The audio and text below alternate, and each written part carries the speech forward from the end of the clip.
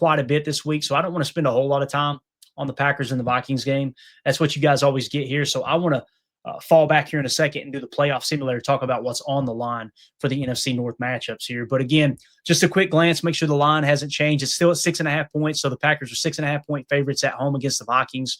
The quarterback match, well, let's go through the rankings real quick. We talked about it earlier, but Green Bay is 4th overall. The Vikings are 18th. We're 13th overall. The Vikings are 17th. We're 5th overall in offense. The Vikings are 28th overall in offense. And then strength of schedule played, we played the 25th toughest schedule, so a fairly easy schedule, right? The Vikings have played a tough schedule with the 8th toughest schedule there, so that is something worth mentioning. And again, we've already talked about the line, 6.5 points, blah, blah, blah, blah, blah. Looks like 77% of the money are on the Packers to win outright. And looks like 53% of the money is on the Vikings plus 6.5. I like that number for Packers. I do. That makes me feel a little bit better about this game, that maybe we might be able to cover that spread, seeing that over half, or at least it's going to be a little bit closer. I would put that line a little bit closer. Let's go through what we just did with everything else, because we haven't done this yet this week. All right. Let's start with head coach versus head coach. Who has the better head coach? Is it KOC or is it Matt LaFleur? This is tough. KOC won coach of the year last year, but now we're seeing KOC without Sam Darnold, and it looks ugly, right? You've got KOC with all these weapons up there in Minnesota. You got your Justin Jeffersons, your Jordan Addisons, your Hawkinson, right? All that stuff. I mean, Matt LaFleur has the last I checked, it was 14th. He may have jumped to 13th or 12th all-time winning percentage. He's now got three different. He's got 2 quarterbacks that have won MVP that he's personally coached, whether it was a quarterback coach or the OC, right? In Matt Ryan and Aaron Rodgers. He was the quarterback coach for RG3 when he won Rookie of the Year that year. He went to the LA Rams for 1 year with Sean McVay as the OC, and that was one of Jared Goff's best statistical years in the NFL, right? So now you look at KOC, okay, he got Sam Darnold to play good. What else has he done, right? He basically handpicked J.J. McCarthy, a.k.a. 9, and he has looked like trash this year, okay? Again, the record kind of says everything that you need to know here, being 4-6 this season. So with all that being said, I got to give the nod to Matt LaFleur, a head coach, right? Mitchell's mommy looks like she agrees. She says Matt is better coach in my opinion. So there you go. I would agree with that. So again, you've had Matt LaFleur's made it to 2 NFC championships. So yeah, I would give Matt LaFleur the edge there. So there's one of the criteria, one of the ingredients for deciding this game, right? Let's go to quarterback matchup. Jordan Love, 84.4. J.J. McCarthy, I ain't even going to pull it up. Actually, I will just for craps and giggles here. 54.6. Edge goes to Jordan Love, obviously, right at quarterback. Now, let's talk offensive tackle play. Darisaw at left tackle, 67.5. Actually, no. Let's go in order like we did the others. Pass rushing. Micah Parsons, 91.9. Rashawn Gary, 70.1, right? So let's go over to the Vikings side. And they've got Grenard, 71.2. Van Ginkel, 63.8. Hands down, the Packers have the best pass rush, right? The better pass rush, the better edge defenders. So now let's go to, that's 3 out of 4 so far. Let's go to offensive tackle play. Rasheed Walker, 66.9. Zach Tom, 82.0. All right. So we got, once again, 66 and 82. They've got Darisaw, 67. O'Neal, 72. Advantage Packers. So you got all 4 of the advantage going to the Packers. I'm going to put this one at a 6 spot for the Packers. 6-point favorites is what I would handicap that game. So again, that's how I see all of the NFC North matchups up to this point, right? Steelers, I would make them 4-point favorites over the Bears. The Lions, 10-point favorites over the Giants. And the Packers, 6-point favorites over the Vikings. It doesn't mean that the Bears can't beat the Steelers at home, and the Bears are hot right now. But it does mean that all signs point to the Steelers are the better football team. But any given Sunday, man, wacky things can happen. If the Bears continue to protect the football and take the football away, and they just win that turnover differential by 1, and it may not be Aaron throwing an interception, it might be somebody fumbling the football. And we know how that goes in Chicago, obviously, right?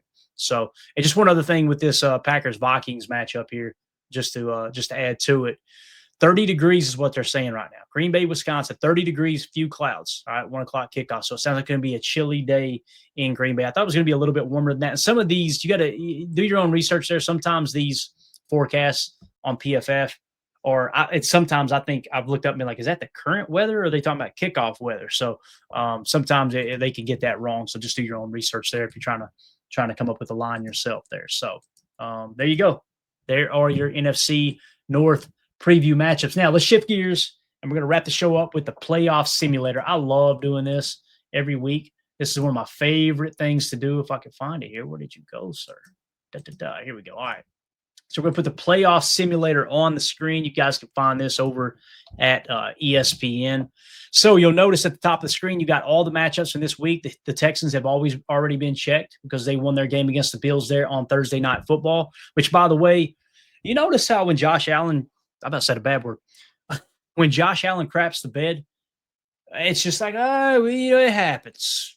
When somebody like Jordan Love or Caleb Williams or Jared Goff craps the bed, boy, they love to jump all over it, don't they? Isn't it amazing how they get their favorites? Like Pat Mahomes could have a horrible game.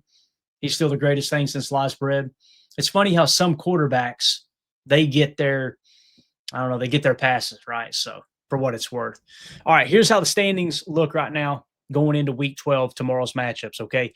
Let's start with the AFC. We'll breeze through that because we want to really focus on the NFC. The number 1 seed is the Denver Broncos. Number 2 seed is the Patriots. 3 seed is the Colts. 4 seed are the Steelers at 6-4. 5 seed is the Chargers at 7-4. The 6th seed is the Buffalo Bills at 7-4. And the 7th seed is the Jacksonville Jaguars at 6-4. What does all that mean? If the playoffs were to start today, before the games play tomorrow, Denver would have the first round bye. You would have the New England Patriots hosting the Jacksonville Jaguars. You'd have the Colts hosting the Buffalo Bills, and you'd have the Steelers hosting the Los Angeles Chargers. That's how the AFC shakes up here. Okay, now let's jump over to the NFC, which is really what we're all here for, right? The number 1 seed is the Philadelphia Eagles. The 2 seed is the LA Rams. The 3 seed is the Chicago Bears, leading the North right now at 7-3. The 4 seed is the Tampa Bay Buccaneers at 6-4. Isn't it crazy? We were talking about the Buccaneers potentially being the best team in the NFC earlier in the year. They're down to a 6-4 record now, right? The 5th seed is the Seattle Seahawks at 7-3. You got the Green Bay Packers as the 6th seed at 6-3-1 right now. And you got the San Francisco 49ers as the 7th seed at 7-4. So if the playoffs were to start today, the Philadelphia Eagles would have the first round bye. You would have the San Francisco 49ers traveling to Los Angeles to play the Rams. That'd be a fun matchup there. Kyle Shanahan versus Sean McVay, old buddies, right? Old coaching buddies. You would have the Green Bay Packers traveling to Chicago, just like 2010 when we won a Super Bowl, just saying, to face, of course, that was the NFC Championship, so it is a little bit different, I would imagine. You got the 6th seed Green Bay Packers traveling to Chicago to play the 3rd seed Chicago Bears, and you got the 5th seed Seattle Seahawks traveling to Tampa Bay to face the number 4 seed Tampa Bay Buccaneers. So now let's go through and pick these games, all right? When I say pick them, what we're going to do is we'll pick the AFC just to kind of get them checked here, and then we're going to reset everything and go back and kind of give everybody from a Packers standpoint, because we are a Packer-centric show, we're going to show you best and worst case scenario for the Packers this week. All right, so let's go in. Colts at the Chiefs. I'm going to give the edge to the Chiefs here being at home. I know the Colts are playing good football. Actually, let me just pop over here real quick. Indy's the 2nd best team in the league right now for me. Kansas City is the 13th best team in the league right now. Actually, 12th best. I apologize. I got that wrong. No, that's right. 2nd best for Indy, 12th best for Kansas City. It's Kansas City at home. I wanted to pick the Chiefs there. It's tough. Chiefs are pretty much playing for their lives right now, too. What's the standings here? The Chiefs, they're sitting at 5-5. Do they have a shot? If they win out, they've got a shot to make the playoffs, right? That's an uphill battle. I'm going to go with the Colts there. All right. I don't want to spend a whole lot of time on these. I don't know what the hell I'm doing here. All right. So let's go to the next game, Steelers at the Bears. We said the Steelers 4-point favorites, so we're going to pick the Steelers there. These are what I think is going to happen, and then we'll do best case and worst case scenario, okay? Patriots at the Bengals. We got to go Patriots. All right. Jets at the Baltimore Ravens. I got to give that to the Baltimore Ravens at home. Seattle Seahawks at the Tennessee Titans. Seahawks are winning that game. The Green Bay Packers against the Minnesota Vikings. We have the Packers as 6-point favorites, although the market has them at 6. Was it 6.5? No, 7. Some had 7. Some markets had 7. Some had 6.5. We got it at 6 points. So let's go Packers with what we think the pick will be. Giants at the Lions. I think we pretty much all agree the Lions are probably going to win that ball game. Jaguars at the Cardinals. That's a tough one. Let me go to my cheat sheet here. Jacksonville, I've got as the 17th best team, and I've got Arizona as the 22nd. So Jacksonville on the road. I'm going to go with the Jaguars on the road to beat the Cardinals tomorrow. Browns at the Raiders. That's a toilet bowl this week. Every week there's a toilet bowl. You guys notice that? Browns at the Raiders would be Cleveland is the 23rd best team according to my chart. All right. The Raiders are the 27th best team. So Cleveland should have the slight edge, although it is in Vegas. I'm going to say, when you think pass rush, coaches, all that, yeah, I'm going to go with the Brownies there on the road to beat the Raiders. Falcons at the Saints. I'd have to go with the Falcons without even having to look at it. Eagles at the Cowboys. Cowboys are having a real down year, right? I've got the Cowboys as the 21st best team. That's wild to think about coming into this season, right? So the Cowboys is the 21st best team. Philly is in the 8th spot on my rankings here. So we're definitely going Philly on the road in Dallas. And then we'll go Tampa at the LA Rams.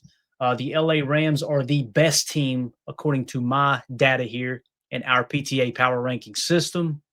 So we get the Tampa Bay Buccaneers down in the 15 spot, believe it or not. They've dropped significantly, and they're really they're bad on defense, man. Defensive points per play, they're 24th in the league. They're 23rd in yards per play. So just bad on defense all the way around. Now, they are 3rd best in turnover differential. So if they have a heavy turnover day and they protect the football, that could win on the ball game. But still, I'm going to have to go with the LA Rams at home there. And then the Carolina Panthers at the San Francisco 49ers. I think that's going to be the Niners all day. So if everything occurs the way we just said here, all right, Seco, you might want to turn away for a second again.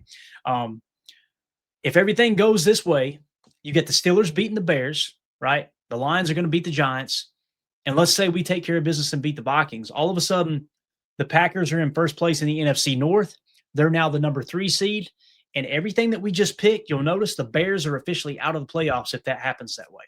Okay? So it's really something to kind of think about. That's what's – and this – listen, this could happen this week. It could go completely opposite next week. And the Bears are right back in first place in the North. That's the beautiful thing about this time of year, right? It's really, really, really fun to watch the playoffs. I actually like this better than the playoffs. I love the last few weeks of the season where everything's on the line. You're kind of coming down the stretch here and really seeing how everything's going to play out. And I think this is just an awesome, awesome time to watch professional football. College football too, man. People are like, oh, the college football playoffs, when does that start? It's already started. Every week there's a game where if a team gets beat, they're going to be out of the playoff hunt. And it's like you get halfway through the college football season now and the playoffs have already started. That's the best thing they could have ever done in college football is extend those playoffs and try to get it as close to the professional format as possible. Let's see what C. Cole says here, because, again, we kind of talked about his Bears quite a bit. He says, I don't think Chicago wins a playoff game regardless this year. We don't have the pass rush. You never know, though, Cole. Like nobody expected us to win the Super Bowl in 2010, but to take what you just said, though, we don't have the pass rush. We did have the pass rush, right? We had Clay Matthews, we had B.J. Raji, and we had the number 1 defense in the league, right? The Bears is kind of the opposite because, like, the rankings I've got on the Bears, they're the 14th best team, but defensively, points per play, they're 30th. Yards per play, they're 30th. So I'm with you there. I don't think they have a legit shot to win a playoff game. But like you said, man, in a year that you guys are looking at like, hey, we're kind of seeing what we got in Caleb and see if Ben Johnson and that whole thing gels. Like I said, man, I tip my cap to your attitude toward the season, man. That's the right way to fan right there. That's like I look at the Packers, and there's some Packer fans that are like, if we don't win the Super Bowl, fire everybody's ass, right? That's how they feel. And I'm looking up going, we're the youngest team in the league. I do feel like the Super Bowl window is open, right? Like if I were to give you the metrics on the Packers right now, I've got Green Bay as the 5th best team in the league, all right? And you're going, how do you have that? They're 8th in winning percentage right now, okay? They're 14th in points per play. That's the only thing bringing them down is their offensive scoring. And now we're starting to get people back like Jaden Reed and Christian Watson just came back. So you're starting to see that start to recover a little bit, right? But we're 14th in offensive points per play. Defensive points per play, however, which is defensive scoring metric I use, they're 5th best in the league. They're not in offensive yards per play, which shows you they're moving the freaking football, right? So really makes you feel good about that. And then defensive yards per play allowed, they're 3rd. So you've legit got the Green Bay Packers have a top 5 defense, and they've got, I feel comfortable saying around the 11th or 12th best offense. So that's kind of in that ballpark, right? Now the thing that's hurt them is turnover margin is 13th, and it's not because we're giving the ball away a lot. We're just not taking the ball away like we did last year, which I kind of expected that going into the season. That's why I'm looking up, going, yeah, the Super Bowl contention window is open. I don't feel great about it this year, but it's definitely open. If you make a couple key adjustments in the offseason, if you get hot this year, you can make it happen. But if you make a couple key adjustments in the offseason, you can really set yourself up for that year 2 and 3 of that 3-year window, really having a chance to make a run at it. So that's why I've got Green Bay 5th ranked. And again, when you look at some of the metrics, their offensive points per play being 14th and their turnover margin being 13th, and your 8th in winning percentage, very, very different from Detroit, where you look at the metrics and go, boy, that sounds like a crappy coaching job. This looks like it's a good coaching job. And that's where I get raked over the coals with most Packer fans, because I think Matt LaFleur has done one hell of a job coaching. You're missing your number one wide receiver in Jaden Reed. He's led the team in receiving the last 2 years. I don't care who you think the number one is. I look at the hard facts, and the reality is he was our best receiver the last 2 years. You've been without him. You lose your number one tight end, who was your leading receiver this year, with Jaden Reed being out since week 2, right? You lose your starting center. Sooner or later, somebody we've got to acknowledge, maybe Matt LaFleur is doing a pretty damn good job with what he's got. He's already got the youngest roster in the league, and now everybody's getting banged up. Like, you're probably going to be without Quay Walker. You're definitely, I don't say definitely, he's doubtful tomorrow. You're going to be without Quay Walker, your green dot Mike Backer tomorrow. That's going to hurt. So just find ways to win ball games, man. That's what you got to do. So, anyway, with how we picked, how we think things are going to turn out, that's how we're sitting right now. Okay. Now let's back up and let's just focus on the North. Let's leave everything in place and let's change a couple things. All right. Let's say worst case scenario for the Packers. Actually, best case scenario for the Packers. The only thing that would change best case scenario for the Packers is if the Giants upset the Lions. So you would have the Steelers beating the Bears, Packers beating the Vikings, and let's say the Giants upset the Lions. Notice this number 7 seed down here, right where Detroit's at. They're the number 7 seed as this sits right now. If the Giants win that ball game, the Bears are the 7th seed now, and the Lions are out of the playoffs. So that's what's on the line for that Lions game. So, C. Cole, you being a Bears fan, man, if you're going into tomorrow, obviously you want all the NFC North teams to lose. That's what's on the line there, right? Even if you lose to the Steelers, if somehow the Giants beat the Lions, you can still be the number 7 seed on what you were talking about.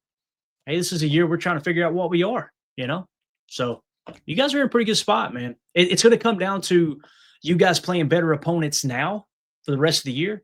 And that's going to determine, okay, are we real or not, right? Because if you go out there and you get beat by a couple scores by the good teams, then okay, we're not as far along as we needed to be. And it's going to be a good test for Caleb to get that answer you're looking for on whether or not is he the dude moving forward, right? And it sounds like, I don't want to put words in your mouth, but it kind of feels like you think he is the guy. And that's where we probably agree to disagree. I just haven't seen quite enough with him and Ben Johnson yet. It may, by the end of the year, I may be going, damn, he's the best quarterback in the North. I don't see that happening, but I've been wrong many times before. All right. Yeah, you're so true there. Snow Junkie in the chat says Thanksgiving's going to be good. It's going to be great, man. What he's talking about is obviously, or she, I apologize, he or she. If we go to next week, week 13, I want to leave this the same for a second. That matchup right there on Thanksgiving, Lord have mercy. They're going to be so much on the line. Packers at the Lions. They're holding Jaden Reed out. He came back and practiced one day. The goal is to get him ready for Thanksgiving against the Lions to come back in that game. Josh Jacobs with the knee injury, they're going to be real cautious with him tomorrow. I don't know if he'll play it off. If he does, I think he'll be on a limited snap count. Get him ready. And we're already thinking, set ourselves up for Thanksgiving because that's going to be a huge North matchup. Let's fall back, though, to week 12 this week, the games that are happening tomorrow. All right, so when we look at this, we showed you best case scenario for the Packers, right? And back to C. Cole, since we are talking North in general, right? Let's say the Bears, let's say everything happens that way. The Packers beat the Vikings and the Giants beat the Lions, and you do indeed beat the Steelers tomorrow. Look at that. You're the 3 seed and we're the 6 seed. So you got yourself, you're in a good spot, real good spot. So now let's go worst case scenario for Packer fans. We're almost there, right? Let's say the Lions win their game. We've already got the Bears picked to win. And let's say we lose to the Vikings tomorrow. If that happens, now the Packers are out of the playoffs, right? And the Bears are the 3 seed. The Lions are the 7 seed. That's how that would sit. So that's what's on the line for tomorrow. Now, if we go back to how we originally had it picked, Steelers beating the Bears, Packers beating the Vikings, Lions beating the Giants, and we go to week 13, we go into week 13, Thanksgiving Day, on a short turnaround, 4-day turnaround, right? As Coach or as Pack Daddy says here in the chat, good to see you, Ron. He says, huge game, huge game. So if you go into this game right here, right, and the Packers are the number 3 seed and they're leading the North, the Lions are the 7th seed. Let's say the Lions beat the Packers on Thanksgiving. Boom. The Lions are in first place and the Packers are out of the playoffs. That's before the Bears play the Eagles, right? So how quick, if the Eagles beat the Bears, Green Bay's the 7th seed and the Lions are the 3 seed. Is anybody else having fun? I love this. I said another bad word. I love this crap, man. This time of the year is just so much fun, man, to kind of see how everything's going to unfold. Now, let's say that the Packers beat the Lions on Thanksgiving, right? They're going to hold that 3 seed. And let's say the Eagles beat the Bears. Now the Packers are leading the North at 8-3-1. The Lions are 7-5, and the Bears are out of the playoffs. And you got a little bit of cushion for the Packers. That tie's looking good, boys. I'm just saying. A lot of people mad about that tie. I'm glad we had it. I'm glad we got it, man. Glad we got it. I see here General Kratos 97 in the chat. Appreciate you, buddy. He says NFC West used to be the Packers kryptonite. Now it's the Eagles. I want to disagree with you, but facts are facts, man. You know, until you beat that team, that's a fact you just said. I have to concede. C. Cole says this week is big for Chicago too. Steelers are beatable. Absolutely, they're beatable. 100%, man. But we got Philly on a short week next week, right? Yeah. So let's say the Packers beat the Lions next week and the Bears beat the Eagles. The Bears are back in the 7th seed, right? Now let's say the Lions beat the Packers and the Bears beat the Eagles. Bears are still the 7th seed and the Lions are the 3 seed. So that's what's on the line, man. And again, some of the other NFC matchups are going to determine whether let's say San Francisco here next week, they play the Browns. Let's say the Browns upset them up there in Cleveland. Let's say the wind's horrible in that godforsaken stadium and it's just horrible weather and something fluky happens. The Browns win. All of a sudden, the Bears climb to the 6th seed, right? You got the 5th seed Seattle Seahawks here. Who are they playing? Who the Seahawks got? The Vikings. Let's say the Vikings go up there and upset the Seahawks. All of a sudden, the Bears are the 5 seed. Right. So that's the stuff that's on the line this time of year, man. It's going to be fun. It's going to be fun. Tell you what ain't going to be fun. Going down and facing my wife here in a second because I told her I was going to do a 20-minute episode. We're an hour, 2 minutes into this. This happens every night. I'm blaming every one of you. So anyway, we're going to get out of here, guys. Just wanted to do a quick little preview. I'm going to try to do this every Saturday night. This is a fun Saturday night show. We had a good turnout. Thank you all so much for hanging out. Hit that like button for us. Hit subscribe. If you're watching on X, we got a lot of people on X. Click on my profile. You'll see the YouTube link. It's much more enjoyable. It's a lot more fun if you guys are in the YouTube chat because you can see everybody else's comments rather than just watching on X. So click on that YouTube link, hit subscribe, and click that bell icon so you know when we do this in the future. And I want to thank every other fan. I've seen fans from multiple teams in here. Thank y'all for being cordial. And hopefully nobody got rude with you. Hopefully our listeners were good like that. Typically our crowd is, if you come in respectful, we're respectful. If you start talking trash, it gets ugly quick. So thank y'all so much for being, just being civil in here and just talking ball, man. The reality is whether you're a Bears fan, a Packers fan, a Lions fan, a 49ers fan, or for some reason you're a Tennessee Titans fan. I don't know why you would do that to yourself, but let's say that's the case. We all want our favorite teams to win, and we just love keeping up with the league, right, in general. So it's been a lot of fun talking ball with all of y'all. iRock says, go, Pack, go. Yes, sir. You know it. Deadfish, you have a good evening, buddy. Paging Dr. Crutch. Have a great evening to you, sir. Appreciate you. Mitchell's mommy with the important message. Sorry, Mandy Clayton, blame us. She don't think she's going to believe that. We just celebrated 25 years together. We've been together for 25 years. You think she thinks it's somebody else's fault other than this guy right here? No fooling her on that. So, yeah. Green Marble says, Titans fans catching strays. They are. I got Titans fans downstairs right now. My brother-in-law, my sister-in-law, Titans fan, and they would agree with me right now. It's an absolute crap show down there. The fact that you let Mike Vrabel out of that building, he goes to the Patriots, turns that franchise around just like that, and you guys are still in the dumps. That's what happens when an owner gets involved, and that's why all of us, including Ryan, especially Ryan Schlip with Packernet Podcast, like, why the hell would you want an owner? People, they act like we're hindered because we don't have a fat cat billionaire owner calling the shots.